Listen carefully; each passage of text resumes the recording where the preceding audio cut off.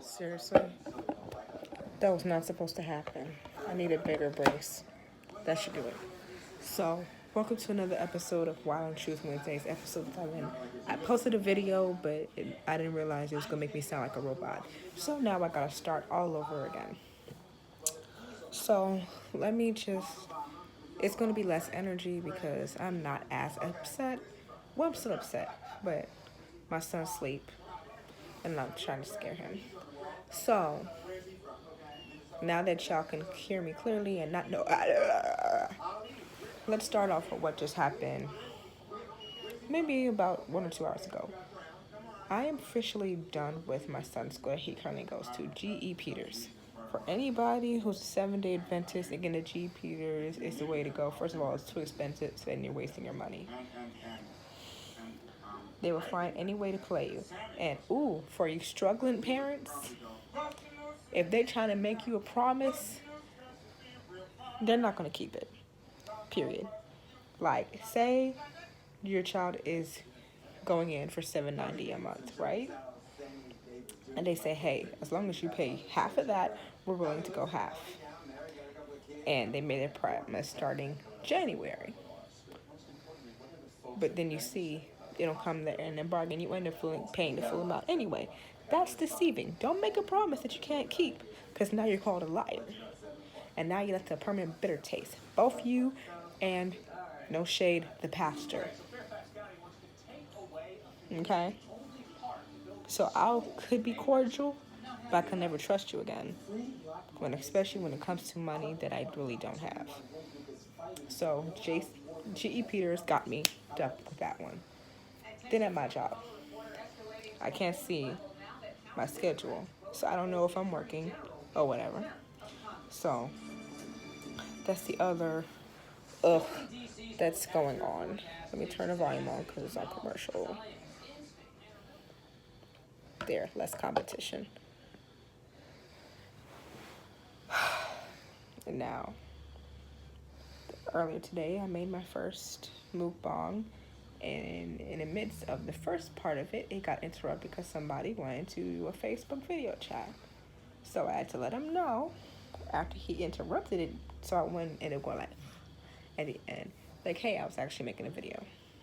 I posted it on the mukbang page on Facebook. I don't even know if it posted, probably didn't, but it's on my YouTube account. So if y'all see it pop up, there it goes. But yeah, I had a good time. It was chilly. Chili always tastes bomb. Probably do a fettuccine Alfredo tomorrow or whatever. I'm not going to do it tonight. Or noodles. Whatever. What else? Oh, yeah. As I said on the other episode, I'm going to talk about what happened this past weekend. I had to sing for a praise team. Did a good job, but because I had to do my hair, which I kind of undo today, I had a little headache. I had to fight it off because that's the professional side of me. And then, thankfully, it was communion service, so it's not like I had to stay all day. I'm thinking I'm about to take a nap during the sermon, and next thing you know, I just went like, next minute, sermon was over. I was like, wait a minute, that was like a good 10-15 minutes. Since when sermon's ever been that short? Anyways. So the communion service happened. Everybody washed their feet. Everybody done sipped their grape juice.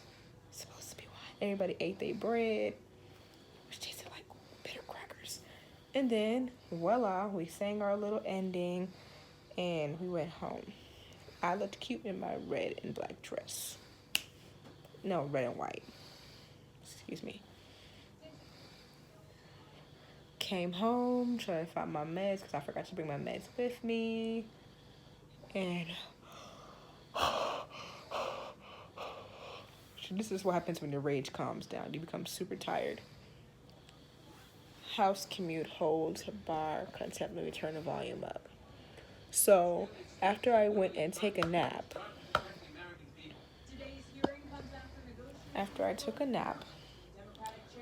got ready, my sister went to the gym, so I was like, okay. My mom went to bed. I'm like, cool. Something told me to wait a little later because when it comes to Caribbean soca people, they're never on time. Never come on time. I learned that mistake twice. When you come too damn early, you're gonna be waiting too damn long. You come a little late, you're actually on time. How you doing? So got there about 30 minutes late. No biggie. I was like, just as long as I'm able to get it for $10. I get there and I actually go in for free. And I noticed there's a lot of people who had wristbands around their head. I was like, wait a minute. Wasn't I supposed to get a wristband? How come I don't have a wristband? And ooh, that was terrible from the beginning. I mean, it was cool when I finally found the area where the window was actually open so I wouldn't be too hot. But then this guy, let me tell you something. For all the fast men, it don't even matter what type of black you are.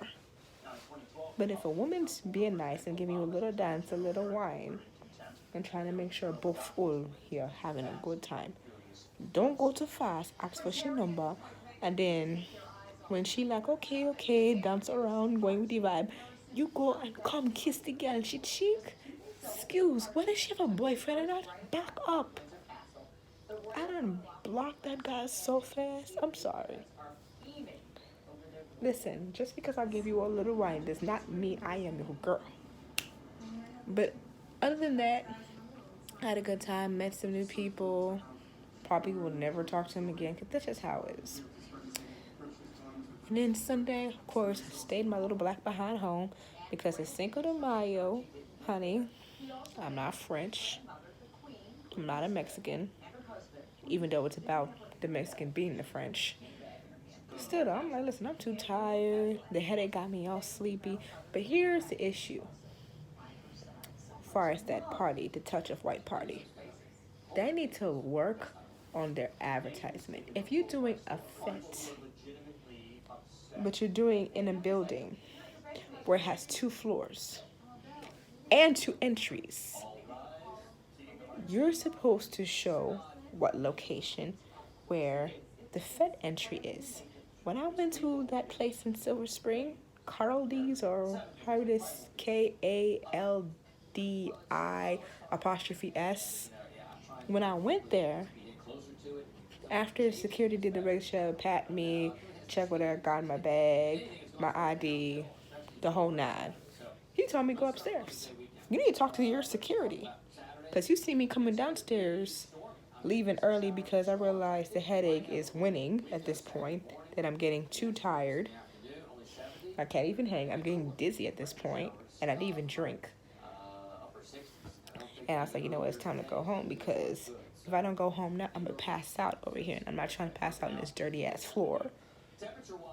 You, as my friend and the host, talk about, why you go upstairs? I was like, because y'all security told us to go upstairs.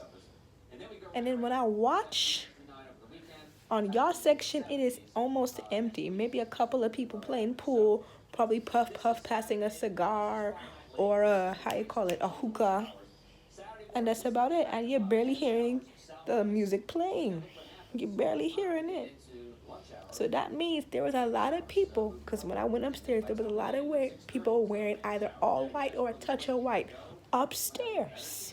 Listen to the soca, the hip-hop, the R&B, whatever, upstairs. And that's probably why you didn't see a lot of people downstairs, because security kept on telling people to go upstairs. That's y'all fault. Next time, you should, instruct the security people when y'all having some touch of white invite. If they see somebody coming in and they realize, hey, that person touch white, I wonder if they're going to the touching white fete. They do their little routine of patting, checking the bag or whatnot. Is it, hey, are you coming here for a regular club event, or are you coming to the Touch of White fete? Because it is need to go to that entrance over there, not this one. This one is just for regular club goers. And then you probably would have had a more packed event and not just almost. Anyways. Now, this was actually shorter than what I expected. I guess because my rage has calmed down. Now, I'm going to end with this. Moral of the story is, Don't send your kids to a private school when you don't have the money. Event presenters, especially when it comes to Soka Fet, have clearer directions if you're going to be renting a building that has two entrances, especially for people who normally don't come out. And another thing, when it comes to family, and I'm gonna get to it in a minute, know who your family is.